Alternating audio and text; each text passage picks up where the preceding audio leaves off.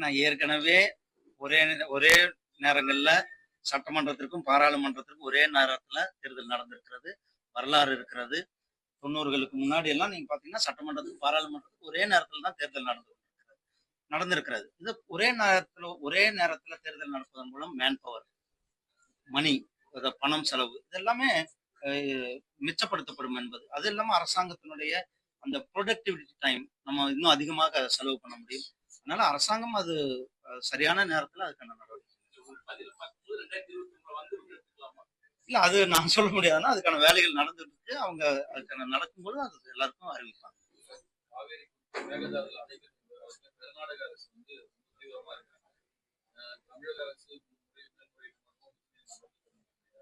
முடிவு வந்து மத்திய அரசு மேலாண்மை வாரியத்தில் தான் பாஜகவோட நிலைப்பாடு என்ன?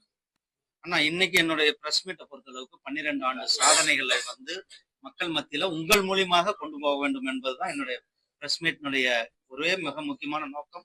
ஏன்னா நிறைய கேள்விகள் இருக்கு. இன்னும் நீங்க தமிழ்நாட்டுல அரசியல் பத்தி நிறைய அதெல்லாம் நீங்க கேட்கறது. அதனால இன்றைக்கு அதையெல்லாம் நாம் தவிர்த்து விட்டு இன்றைக்கு நாம் இந்த 12 ஆண்டு சாதனைகளை உங்கள் மூலியமாக நாம் எடுத்துக்கொள்ள போகணும்.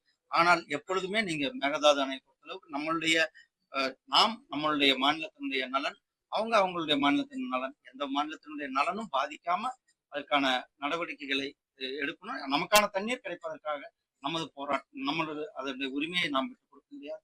அதே போல அனைத்து மாநிலங்களும் அது சரியான அதுக்காக தான் நம்ம நதிகளை இணைக்கின்ற, தேசிய நதிகளை இணைக்கின்ற அந்த திட்டத்தை கூட நம்ம வாஜ்பாய் ஐயா அவர்கள் கொண்டு வந்தாங்க. மாநிலங்களுக்கு இடையில அந்த பாகுபாடு இருக்கக்கூடாது.